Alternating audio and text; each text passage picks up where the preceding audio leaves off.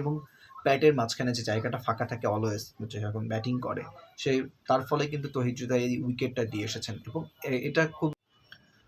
আসসালামু আলাইকুম সবাইকে, ইএমই স্পোর্টস প্রেজেন্ট ক্রিকটকে সবাইকে আমন্ত্রণ। সঙ্গে আছি মেহেদী হাসান।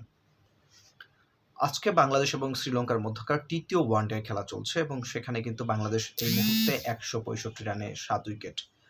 যেটা আজকে আশা ছিল হচ্ছে শ্রীলঙ্কার বিপক্ষে বাংলাদেশ থার্ড ওডিআইটা জিতে হয়তো সিরিজ জয়টা বাংলাদেশের নামে করবে এবং বাংলাদেশ প্রথমবারের মতো শ্রীলঙ্কার মাটিতে কোনো সিরিজ ওডিআই সিরিজ জিতবে।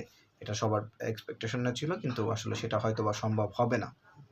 সে কথাগুলো বাদ থাকবে, কি হবে না হবে সেটা পরে দেখা যাবে। মেইনলি বেসিক্যালি যে কথাটা বলার জন্য এখন সামনে এসেছে সেটা হচ্ছে তৌহিদ হৃদয়ের যে আউটের বিষয়টা।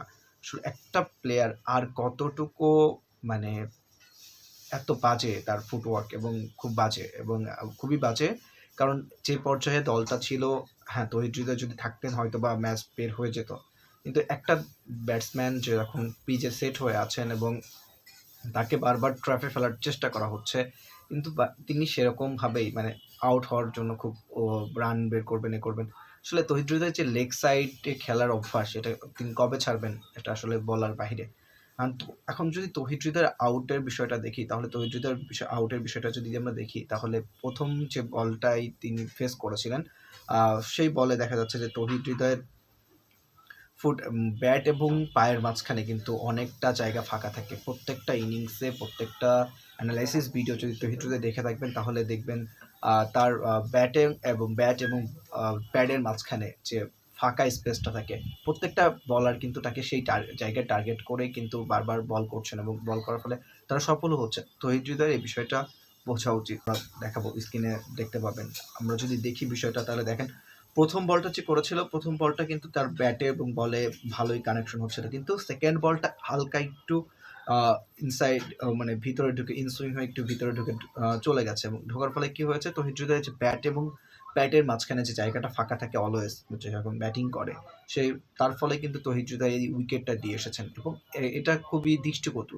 কারণ একজন ন্যাশনাল টিমের প্লেয়ার হয়ে যে তার ফুটওয়ার্ক খুবই বাজে এবং তিনি যদি দেখেন তার ব্যালেন্স কিন্তু এক পায়ে, শুধু ডান পায়ের দিকে কিন্তু তার ব্যালেন্সটা আছে এবং তিনি শটটা খেলছেন কোথায় আসলে লেগ সাইডে। তিনি যার যদি ইয়ে থাকে তিনি স্ট্রেট ফরওয়ার্ডটা করতে পারতেন, ডিফেন্ড করতে পারতেন, কিন্তু তিনি ডিফেন্ড না করে ক্রস ব্যাটে খেলেছেন। ক্রস ব্যাটে খেলার ফলে কী হচ্ছে, তার ব্যাটে এবং প্যাডের মাঝখানে কিন্তু যথেষ্ট পরিমাণ জায়গা ফাঁকা থাকে, অলওয়েজ যেটা থাকে, এবং সেই একই ট্র্যাপে কিন্তু তৌহিদ হৃদয় পড়েছেন এবং দুষ্মন্ত চামিরার যে বলটা ছিল সেই বলে কিন্তু তিনি আউট হয়ে প্যাভিলিয়নে ফিরে গেছেন এবং ফিরে যাওয়ার আগে তিনি ভালো একটা ইনিংস খেলেছেন, ৭৮ বলে ৫১ রানে একটা ইনিংস খেলেছেন। আমার কথা সেটা নয়, এই পরিস্থিতিতে একটা দলের একটা নির্ভরযোগ্য ব্যাটসম্যান তিনি যদি এরকম ভুল প্রতিনিয়ত করতে থাকেন, তাহলে এভাবে যদি প্রতিনিয়ত তার ফুটওয়ার্কের প্রবলেম হতে থাকে এবং তিনি যদি সেদিকে নজর না দেন এবং তার যদি বিভিন্ন শুধু লেগ সাইড বাদে অফে বলেন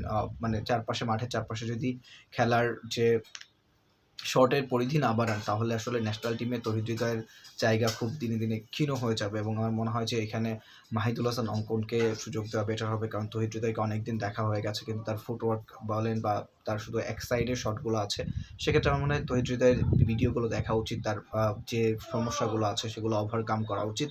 না হলে কিন্তু আখেরে বাংলাদেশ দলই ভুগবে এবং বাংলাদেশ দলের জন্য খুব খারাপ বার্তা বয়ে আনছে এরকমভাবে যদি তৌহিদ হৃদয় পারফরমেন্স করতে থাকেন। কারণ তিনি মিডল অর্ডার ব্যাটসম্যান, তার ধারা এরকম ভুল বারবার আসলে এটা আসলে কোনো ক্রিকেট প্রেমীও চান না বা সাধারণ দর্শক হিসেবে আমিও চাই না। আমি চাই তৌহিদ হৃদয় ভালো করুক এবং নেক্সট ম্যাচে যখন সুযোগ পাবেন এবং হয়তোবা ১-২ মাসের মধ্যে তারা এইগুলো সমস্যাগুলো নিয়ে যারা অ্যানালাইসিস আছেন এবং তাদের কাজ করা উচিত এবং তৌহিদ হৃদয়ের যে সমস্যাগুলো আছে সেগুলো ইমপ্রুভ করা উচিত। না হলে তৌহিদ হৃদয়ের ক্যারিয়ার কিন্তু হুমকির সম্মুখীন পড়ে যাবে এবং এই ছিল আজকের ভিডিওতে এই পর্যন্তই। ভিডিওটি ভালো লাগলে অবশ্যই কমেন্ট বক্সে জানাবেন এবং আপনার মন্তব্য মতামতটি জানাতে চাই। সঙ্গে থাকবেন ইএম স্পোর্টসে। আল্লাহ হাফেজ।